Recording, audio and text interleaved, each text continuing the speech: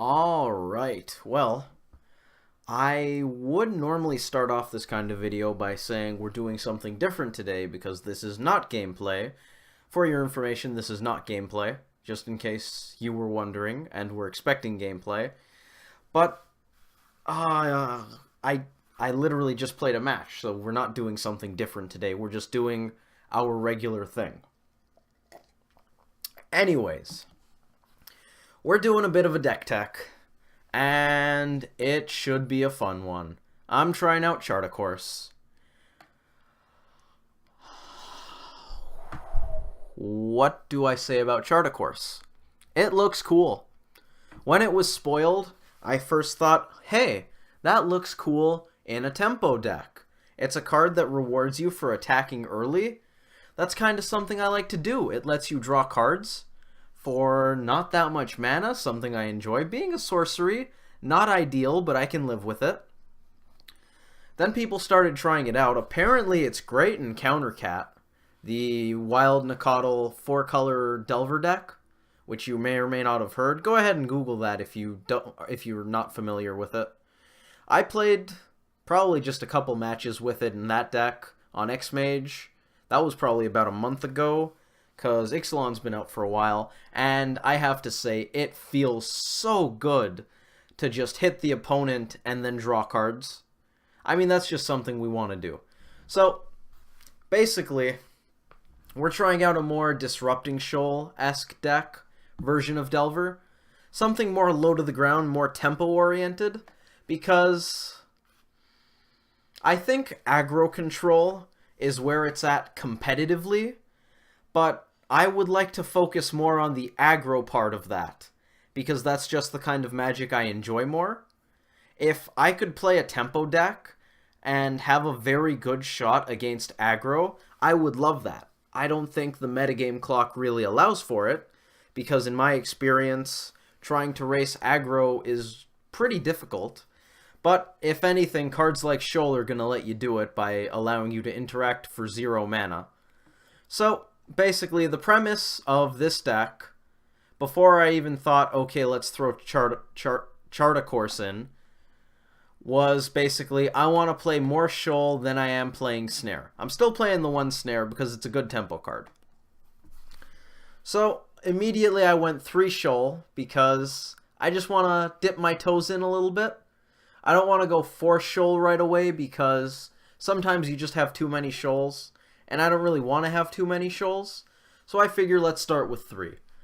Cut a Spell Snare. Think that's the only counter I cut because even in my other list I'm playing 9 counters. I didn't cut any burn spells.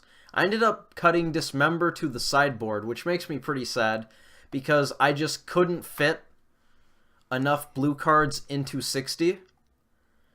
I brought in Young Pyromancer. It's a lot better when you're running Shoal because it lets you cast a free spell. Free spells are traditionally very good with Young Pyromancer, so PZ is in the main. It also hopefully will allow me to have another early threat I can play to make the tempo plan a little more feasible. Knuckleblade switched places with it because I don't think Knuckleblade belongs in a tempo deck. Not one in Modern. A tempo deck in Standard I could see this being viable in. I think the answers in Modern are just way too good. And even the other decks, just ones that don't even play answers, just the aggro and combo decks, they're too fast for you to play out your threat on 3. Knuckleblade is the cleanup crew. It's not the one that's supposed to do the bulk of the work. Other notable changes I have here is Simic Charm came in where Dismember used to be. The main premise of this deck was make Disrupting Shoal good. I asked a few people online about how they felt about Shoal versus Spell Snare right now, and a lot of people actually think Snare isn't very good, which I think is weird because I think Snare's amazing. You get to Spell Snare Snapcaster Mages, Farseeks, Sakura Tribe Elders, Temur Battle Rages when they show up out of sideboards, Chalice set to 1 in Game 1 against Eldrazi. Let's go against Green Blacktron. We're going to have Sylvan Scrying, Collective Brutality. Burn has Boros Charm, Lightning Helix, Searing Blaze, Eidolon of the Great Revel. Other Tier 1 decks off the top of my head, I don't even think I need to continue. That's probably more than enough to demonstrate that Spell Snare is pretty good in Modern. There are a lot of 2s. I pulled up to MTG Goldfish. Storm, Affinity. Not really humans. Storm and Affinity have a lot of 2s I love countering. Those are probably the biggest reasons to run Spell Snare right now, especially because of how fast they are. So, people think Spell Snare is not that great, and I asked why. Because it counters all of these pivotal cards in all of these extremely popular decks. And people said, Shoal does the same thing. Which is fair. Shoal does the same thing. You just have to exile a 2 CMC blue card. Let's head over to my Rug Delver list. Just take a look at the main board. I have 4 2 CMC blue cards. Why is that? I'm focusing on Shoal for 1 here. Part of that is because I am running 2 Spell Snare, so I don't need to focus on Shoal for 2. But also because the matchups where you want a Shoal for 2, not the ones that are Storm and Affinity, but the Jeskai matchups, the Obzon matchups, the Grixis Death Shadow matchups. You care about card advantage there. Spell Snare is good when you care about card advantage, because the 2-drops in Modern are awesome, and Disrupting Shoal is bad for card advantage. Oh, it resorted. Okay. Well, I'm just going to leave the sideboard off to the side then. I'm not redoing that.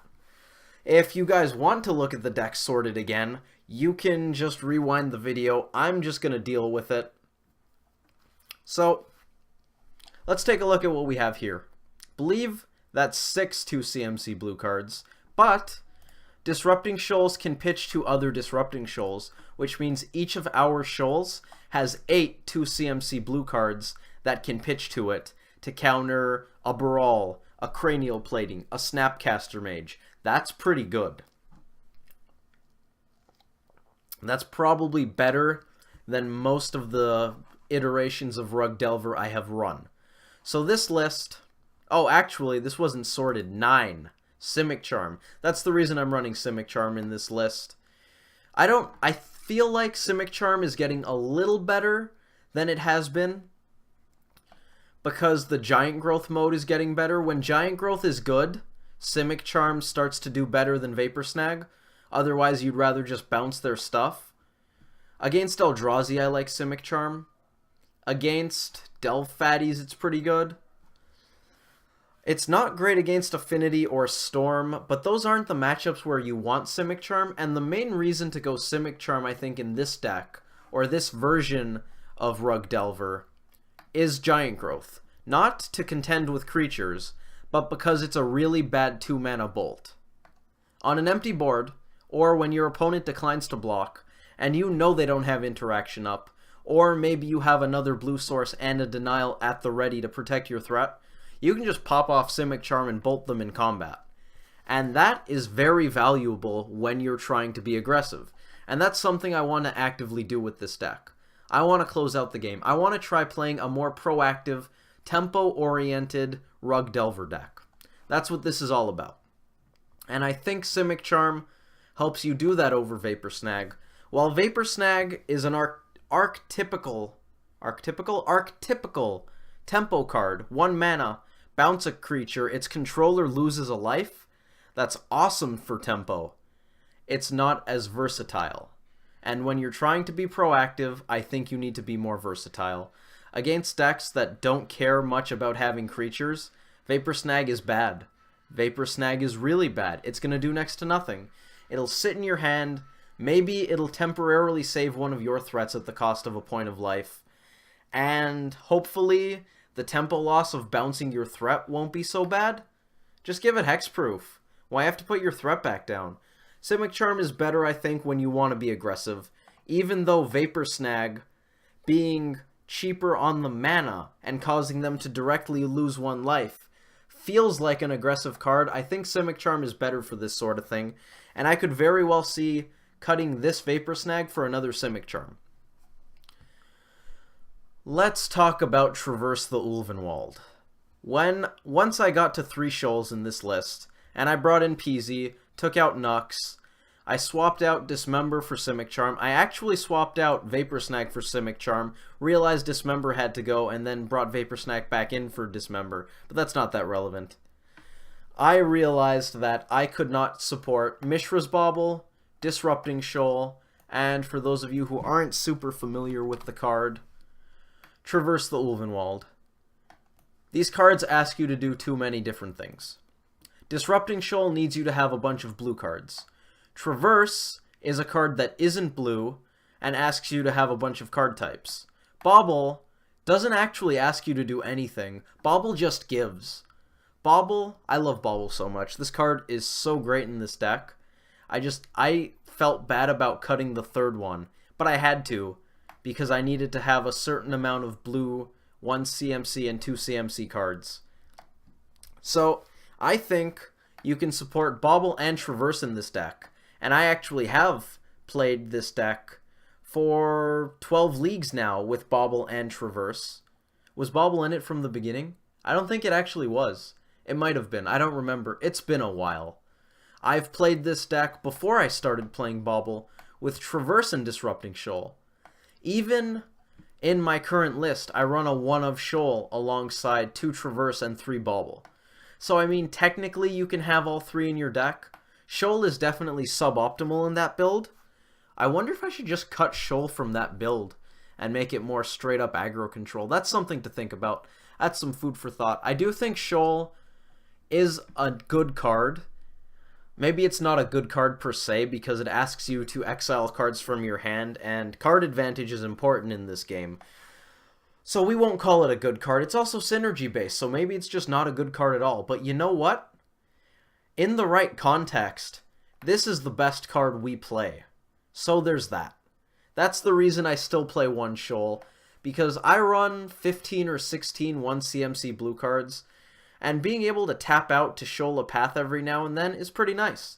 I don't run more than that because I don't have the space. I find it often enough, I think. But anyways, if you want your deck to be centered around Shoal, you're not running a bunch of these. You just can't fit them all. If we had 3 Bauble, 2 Traverse, that's 2 more cards we have to cut. Are we cutting burn spells? Probably not. Are we cutting threats? A Snapcaster Mage? Debatably. Okay, let's cut a Snapcaster Mage. A counterspell? Maybe a Mana Leak? We'd probably end up cutting these Charta Courses, but maybe not. Say 1 Snapcaster Mage, 1 Charta Course. We just lost 2 CMC blue cards that could have pitched to Shoal, which is the entire premise of this build. So basically, if you want Shoal to be at its best, I'm not even going to say at its best, because to be at its best you would run an unreasonable number of blue cards. If you want Shoal to be very good and pull extreme amounts of weight in your list, you just can't support Traverse and Bauble. And if you really want to support Traverse, you're playing Bauble. So you can't properly support Traverse if you're properly supporting Shoal. I want to run Bauble regardlessly. If I wanted 4 Shoal, I'm probably cutting a number of Bauble, because at that point I'm probably just all in on the Shoal plan. Cutting Bauble makes me sad. I could see cutting 2 Baubles for a Shoal and a Thought Scour. That's reasonable. If I decide I want to go hard on Shoal, that's probably what I would do. Thought Scour would hopefully make up for the lack of Baubles. We'll probably run into more mana issues at that point, though. So maybe you just have to cut something else. Maybe you cut a Snapcaster Mage to the board. I believe Countercat cut its 2nd Snapcaster Mage to the board recently. I think if you cut the Baubles, you probably need to make room for more lands. Or to be fair, you could just cut Snapcaster Mage and lower your curve anyways. So maybe that's fine. I don't know. Been a while since I played 17 lands, no Baubles, no Traverses. So I decided I had to cut Traverse. And at that point, I thought, I need Charta Course in my life, because this is the card advantage that Traverse sort of gives me. Traverse is a tutor, so it's not actual card advantage, but when Traverse finds you a land in your 1 land hand that you were able to keep 7 cards with, Traverse basically found you a land and drew you a card, because you would have had to mulligan. I think Traverse is so good and so underrated with just the find a land and be able to keep more hands mode. I think that's extremely good, and it's something I expect to miss in this build. But anyways, Traverse had to go, and that's probably around the time when I realized that I needed Chart a Course in my life, because I've wanted to test out this card since right around when it came out, and this is the perfect list for it. It's a 2 CMC card, that's exactly what I want for this deck. And it screams tempo. And it basically pulls off Traverse's role by helping us find more threats and gas back up in the late game. This is a good top deck. Well, this is a pretty good top deck too. Even if you don't have a threat on board, draw 2, discard 1. You still got 2 cards deep. It's not the worst. It's not the best, but it's not the worst. If you have a Snapcaster Mage as leftovers, swing into their board, cast Chart a Course. Seems decent. I don't actually know if that's any good, that line, because I've never done it. Chart a Course also seems excellent with Pyromancer, because you can just send 1/1s to their death to draw more cards. I guess that's actually not drawing more cards, it's discarding fewer cards. But I mean, semantics, basically the same thing. I believe that's all I have to talk about for the main deck. I didn't make many changes to the sideboard because I have no idea what I should be doing here. It's been so long since I played a deck that wasn't my build of Rug Delver for more than a few matches, so I basically don't know how to play Magic when I'm not playing Rug Delver. So I basically just kept the same sort of sideboard plan, changed it a little bit, kept Flash Freeze. I went down to 1 Ceremonious Rejection because I'm boarding in Dismember against Eldrazi anyways, and I want Dismember as removal. These are all the same hate cards we played. These are all the same. Nux swapped with PZ as I said, and the rest is the same. So 2 cards in the board changed. Ceremonious Rejection became Dismember. PZ became Nux. PZ didn't even leave the 75. Simic Charm essentially replaced the second Ceremonious Rejection, because that's what ended up booting Dismember here. 1 Bauble, 1 Traverse for 2 Shoal, 1 Spell Snare for 1 Chart a Course, and I'm pretty sure I missed a card because there's a second Chart a Course that I didn't account for. I'm sure you guys will notice, and you can even pull up both deck lists.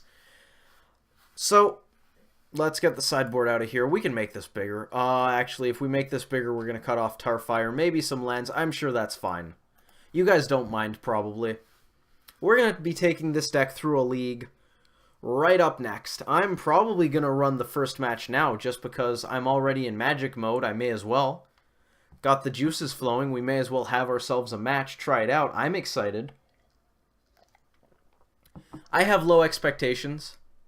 In part because it's been a while since I ran a bunch of Shoal. I've never run Chart, of course, and I don't actually know if Simic Charm or Young Pyromancer are good right now. So we very well may be playing a worse version of the deck I usually play. But I'm excited to try this. I really hope that running more of these is good. And I just want to play some tempo. For all we know, this deck is the greatest deck there ever was, and we should just never go back to the old build. So I am totally okay with being open-minded and trying new things. I'm probably going to be brewing more actively with more tempo-oriented versions of Delver, just because I love tempo. I like aggro control because it's just so versatile, but I want my aggro control deck to lean tempo, because that's the playstyle I like. So that's what we're going to be going for. Anyone who noticed, the sideboard spreadsheet has a worksheet for this deck. It doesn't have nearly as many matchups in it as the other one, just because I've spent way longer working on the other build. But it has some, so if you want to check that out, it's there. The deck list is going to be in the league videos. It's probably going to be in this one too, because it may as well. So we'll do that. I'm going to hop into a league match, and yeah, let's do it. Let's do it. I'll see you guys over in the matches. Hopefully it'll be a fun time. Hopefully the deck's good. It's probably going to be a fun time regardlessly, but we'll see.